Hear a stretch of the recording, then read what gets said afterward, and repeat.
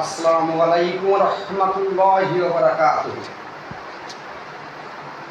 আলহামদুলিল্লাহ, সমস্ত প্রশংসা লিল্লাহি, আল্লাহুর জন্য। আমরা পৃথিবীতে যত প্রশংসাই করি না, সব প্রশংসা কার জন্য? লিল্লাহি, আল্লাহর জন্য। আল্লাহ মানুষকে সৃষ্টি করিয়াছেন।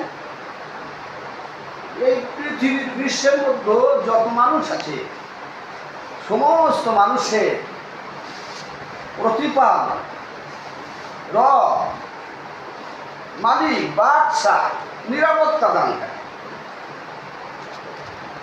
কিন্তু কোরআনের প্রায় জায়গায় দেখা যায়, আয়াতে আসছে ইয়া আইয়ুহাল্লাযীনা আমানু। সুবহানাল্লাহ। আমানু শব্দের অর্থ ইমানদারেরা, এ আমার ইমানদারি। আর ইয়া শব্দটি হচ্ছে নিদা শব্দ। এই ইয়া দিয়ে আল্লাহ মানুষকে আহ্বান করছে, ডাকছে। আল্লাহ ইয়াটা একটা নিদা শব্দ। এক ইয়ার মাধ্যমে সারা বিশ্বে যত মানুষ আছে, সমস্ত মানুষকে আল্লাহ ডাকছে। কিসের জন্য ডাকছে? কি জন্য ডাকছে? আল্লাহ সূরা বাকারায় একটা আয়াতেই শুরু। হিন্দু, বৌদ্ধ, খ্রিস্টান, যাবতীয় যত মানুষ, যত ধর্মের, যত বর্ণের মানুষ আছে, সব মানুষকে আল্লাহ এক দ্বারা রাখছে, সূরা বাকারা। এর পূর্বে কিছু আয়াত আছে, যেমন একটা আয়াত আছে ইন্নাল্লাযীনা কাফারু সাওয়াউন আলাইহিম আ'আনজারতাহুম আম লাম তুনযিরহুম লা ইউমিনুন।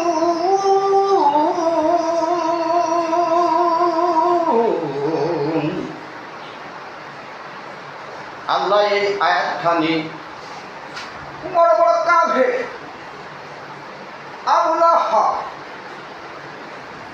আবু জাহল, উতবা, সাইবা, বড় বড় কাফের, এই কাফেরদের সতর্ক করার জন্য, এই কাফেরদের সম্পর্কে আল্লাহ এই আয়াতখানি নাযিল করিয়াছে, যাদের মিত্র সম্পূর্ণ কুফরি অবস্থায় হইয়াছিল। আল্লাহ বলতেছেন ইন্নাল্লাযীনা নিশ্চয় যারা কাফারু কুফর সাওয়াউন, হে নবী বরাবর সুজা আলাইহিম, তাদের জন্য আছে আ'আনজারতাহুম, তাদেরকে আপনি সতর্ক করেন কি? আ'আনজারতাহুম, তাদেরকে আপনি সতর্ক করেন কি? আম লাম তুনযিরহুম, অথবা সতর্ক নাই বা করেন না আপনি, তাদেরকে ভয় দেখান। আর ভয় দেখানো না হোক, আল্লাহ বলতেছে নবী গো লা ইউমিনুন, তারা ঈমান আনবে না। এই সমস্ত কাফিরদেরকে যতই ভয় দেখানো হোক আর না দেখানো হোক, এরা সবাই সমান, ঈমান আনবে। আল্লাহ বলছে খতামাল্লাহু, আল্লাহ মোহর করিয়া দিয়েছেন। কাদের মোহর করে দিয়েছেন? এই সমস্ত কাফেরদের আলা কুলুবিহিম, তাদের এই আত্মার সময়ের উপর আল্লাহ মোহর করে দিয়েছেন। ওয়া আলা সামিহিম, এবং তাদের এই শ্রবণ শক্তির উপর আমরা কান দিয়ে শুনি। তারা এই কোরআনের কথা কান দিয়ে শুনতে পাবে না। কানের একটা পাওয়ার আছে, এই পাওয়ারটা আল্লাহ তাদের ছিনিয়ে নিয়ে গেছেন। কিসের থেকে? কোরআনের থেকে। এই নবী মাহাব্বত থেকে, সুন্নত থেকে এই সমস্ত কাফেরদের এই কানগুলো কি করিয়াছে?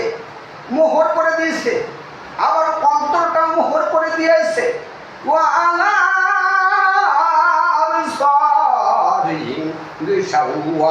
তাদের চোখের উপর, দৃষ্টির সময়ের উপর আবরণ আছে, পর্দা চাল আছে।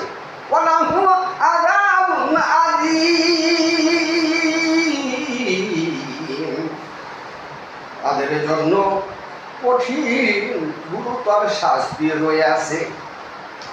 এই সমস্ত কাফেরদের এই আয়াত দিয়ে বোঝানো হবে আল্লাহ সুরবা খারাপ। আর একটি আয়াতে সমস্ত মানুষকে ডাকতেছেন, সমস্ত মানুষ আল্লাহর সৃষ্টি। আল্লাহ চায় না আমার একটা বান্দা জাহান্নামে চলিয়া যাক। এই কারণে সমস্ত মানুষকে একটা শব্দ দিয়ে ডাকিয়াছে। সেই শব্দটা হচ্ছে নিদা শব্দ। না কবিলের ভাষা অনুযায়ী এই শব্দ হচ্ছে নিধা। নিদা মানে আহ্বান করা, ডাকা। আল্লাহ সমস্ত মানুষকে ডাকতেছেন, ইয়া আইয়ুহান নাস উবুদু। হে মানুষ, হে মানুষ বলতে পৃথিবীতে যত ধর্ম বর্ণের যাবতীয় যত মানুষ আছে সমস্ত মানুষকে আল্লাহ ডাকছে। কিসের জন্য ডাকছে? বুধু তোমরা ইবাদত করো, তোমরা আনুগত করো, তোমরা যাই করো না কেন সব কিছু করো কার জন্য? রব্বাকুমুল্লাযী, যিনি তোমাদের প্রতিপালক। ওই প্রতিপালকের কি করতে হবে? ইবাদত করতে হবে, আনুগত করতে হবে। আল্লাহ নিজেই বলছে সমস্ত মানুষ তোমরা কি করো? রব্বাকুমুল্লাযী, যিনি তোমাদের রব, যিনি তোমাদের প্রতিপালক, আর ইবাদত করো। জোরে জোরে করো সুবহানাল্লাহ। প্রতিপালক মানে কি? সব কিছু দিয়ে যিনি লালন পালন করে, আপনাকে আমাকে চন্দ্র দিয়া লালন পালন করে, সূর্য দিয়া, আবার বাতাস দিয়া, অক্সিজেন দিয়া, আল্লাহ সব কিছু দিয়ে পালেন, রিজিক দিয়ে ফেলেন, এই জমিন দিয়ে ফেলেন, এই জমিনের ভিতর যা কিছু আছে সব কিছু দিয়া আল্লাহ আপনাদের আমাদের লালন পালন করে। হুয়াল্লাযী খালাকালাকুম মিন মা ফিল আরদি জামিয়া। এই পৃথিবীতে যা কিছু আছে সব কিছুই তো আমি মানব জাতির জন্য সৃষ্টি করিয়াছি। ইনি হচ্ছেন রব, আল্লাহ হচ্ছে প্রভু, আল্লাহ হচ্ছে মালিক, আল্লাহ হচ্ছে নিরাপত্তা দানকারী, আল্লাহ হচ্ছে রিজিক দাতা। আল্লাহ বলতেছে তোমাদের প্রতিপালকের ইবাদত করো। যে প্রতিপালক কি করিয়াছে? তোমাদেরকে খলাকাকুম, সৃষ্টি করিয়াছে। ওয়াল্লাযীনা মিন ক্বাবলিকুম, তোমাদের পূর্বে যে সমস্ত মানুষ এই পৃথিবীতে ছিল তাদের সৃষ্টির মালিক আমি আল্লাহ। লাআল্লাকুম তাত্তাকুন,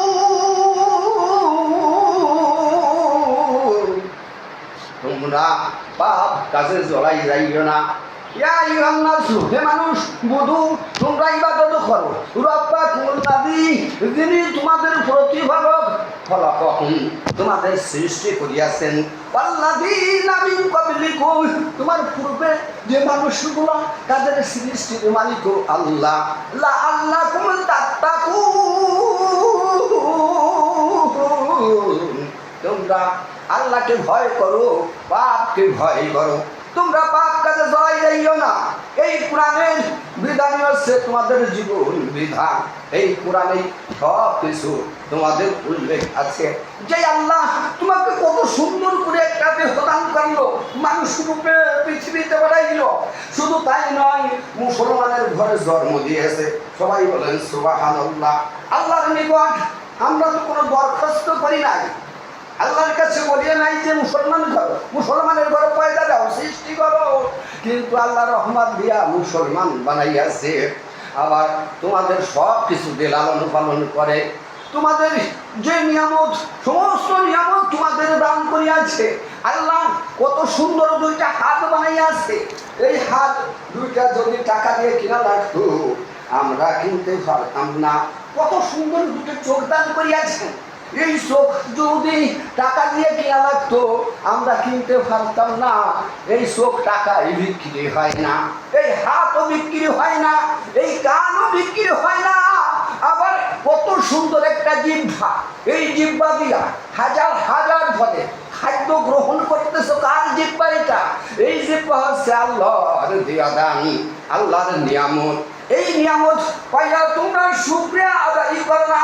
এই কারণে আল্লাহ বলতেছে, হে মানুষ তোমরা ইবাদত করো রব্বাকুমুল্লাযী, তোমাদের রব, ওই রবের ইবাদত করো যে রব খলাকাকুম, তোমাদের সৃষ্টি করিয়াছেন। এই সুন্দর পৃথিবী কার? চিৎকার মেরে বলেন আল্লাহ। সুবহানাল্লাহ।